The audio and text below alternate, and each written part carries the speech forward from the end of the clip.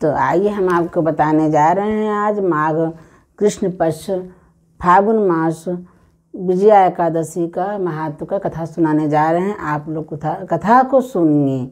और हम सुना रहे हैं, कथा सुनने का बहुत बड़ा महत्व है, सुनाने का भी बहुत महत्व है। तो ये फागुन मास का विजया एकादशी का बहुत बड़ा महत्व है। तो आइए हम आपको कथा सुनाने जा रहे हैं। नारायण भगवान की जय, बोलो जनार्दन भगवान की जय, विजय एकादशी माता की जय। भगवान कृष्ण बोले, दृष्टि एक बार नारद जी ने कमल के आसन पर विराजमान होने वाले ब्रह्मा जी से प्रश्न किया। शुरू श्रेष्ठ फागुन के कृष्ण पक्ष में जो विजया नाम की एकादशी होती है, कृपया करके उसके पुण्य का वर्णन कीजिए। ब्रह्मा जी ने कहा, नारद जी सुनो, मैं एक उत्तम कथा सुनाता हूँ। पापों का अपहरण करने वाली है। यह व्रत बहुत ही प्राचीन, पवित्र और पापनाशक है। यह विजया नाम की एकादशी राजाओं को विजय प्रदान करती है, इसमें तनिक भी संदेह नहीं है। पूर्व काल की बात है। भगवान श्री रामचंद्र जी 14 वर्ष के लिए वन में गए और वहाँ पंचवटी में सीता तथा लक्ष्मण के साथ रहने लगे। वहाँ रहते समय रावण ने चपलतावश विजयात्मा श्री राम की तपस्विनी पत्नी सीता को हर लिया। उस दुख से श्री राम व्याकुल हो उठे। उस समय सीता की खोज करते हुए वे वन में घूमने लगे। कुछ दूर जाने पर उन्हें जटायु मिले, जिनकी आयु समाप्त हो चुकी थी। इसके बाद उन्होंने वन के भीतर कमंध नामक राक्षस का वध किया। फिर सुग्रीव के साथ उनकी मित्रता हुई। तत्पश्चात श्री राम के लिए वानरों की सेना एकत्रित हुए। हनुमान जी ने लंका के उद्यान में जाकर सीता जी का दर्शन किया और उन्हें श्री राम जी के चिन्ह स्वरूप मुद्रिका प्रदान की। यह उन्होंने महान पुरुषार्थ का काम किया था। वहाँ से लौटकर वे श्री रामचंद्र जी से मिले और लंका का सारा समाचार उनसे निवेदन किया। हनुमान जी की बात सुनकर श्री राम जी ने सुग्रीव की अनुमति ले लंका को प्रस्थान करने का विचार किया और समुद्र के किनारे पहुंचकर उन्होंने लक्ष्मण से कहा, सुमित्रानंदन, किस पुण्य से इस समुद्र को पार किया जा सकता है? यह अत्यंत अगाध और भयंकर जल जंतुओं से भरा हुआ है। उसे ऐसा कोई उपाय नहीं दिखाई देता। मुझे जो है जंतुओं से भरा हुआ है, मुझे ऐसा कोई उपाय नहीं दिखाई देता जिससे इसको सुगमता से पार किया जा सके। लक्ष्मण बोले, महाराज, आप ही आदि देव और पुराण पुरुषोत्तम हैं।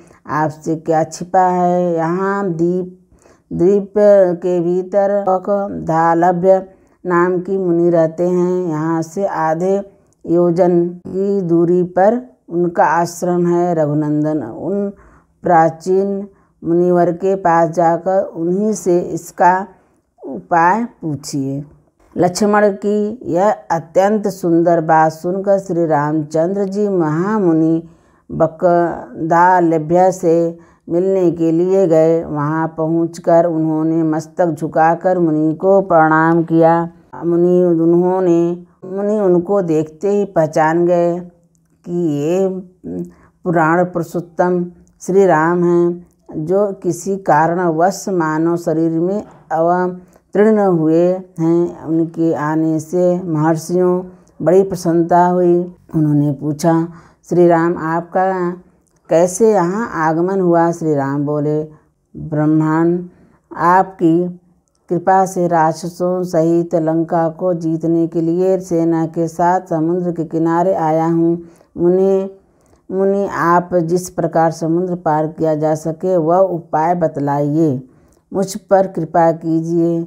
बकदालभ्य ने कहा, श्री राम, फागुन के कृष्ण पक्ष में जो विजया नाम की एकादशी होती है, उसका व्रत करने से आपकी विजय होगी। निश्चय ही आप अपनी वानर सेना के साथ समुद्र को पार कर लेंगे। राजन, अब इस व्रत की फलदायक विधि सुनिए। दशमी का दिन आने पर एक कलश स्थापित करें। वह सोने, चांदी, तांबे अथवा मिट्टी का भी हो सकता है। उस कलश को जल से भरकर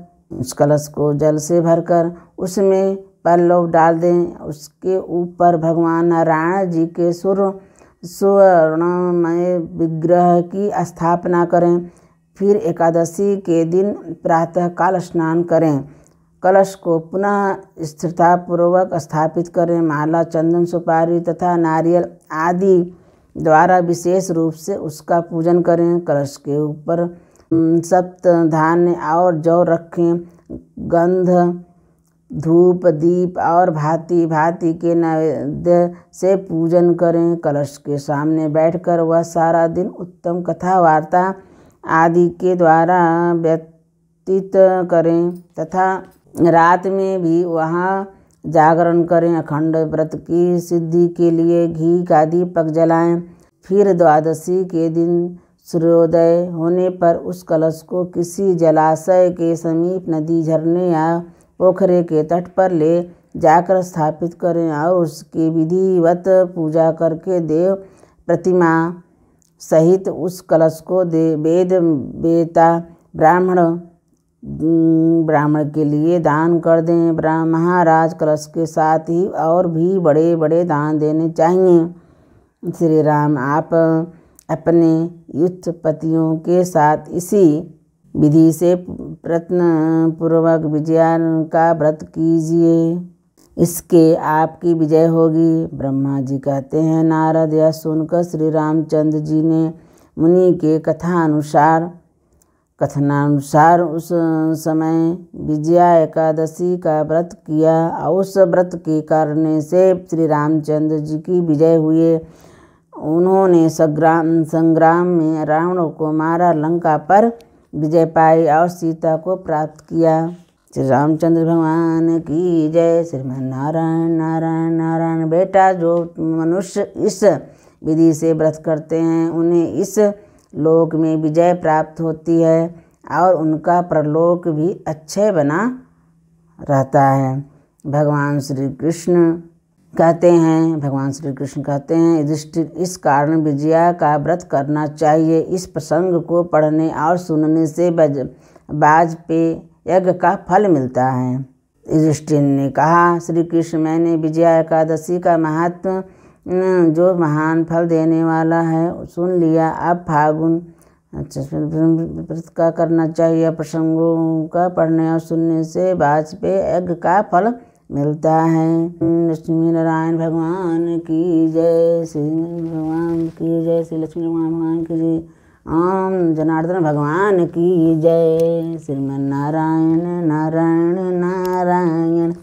भजमन नारायण नारायण नारायण। श्रीमन नारायण नारायण नारायण। ओम नमः भगवते वासुदेवाय नमः।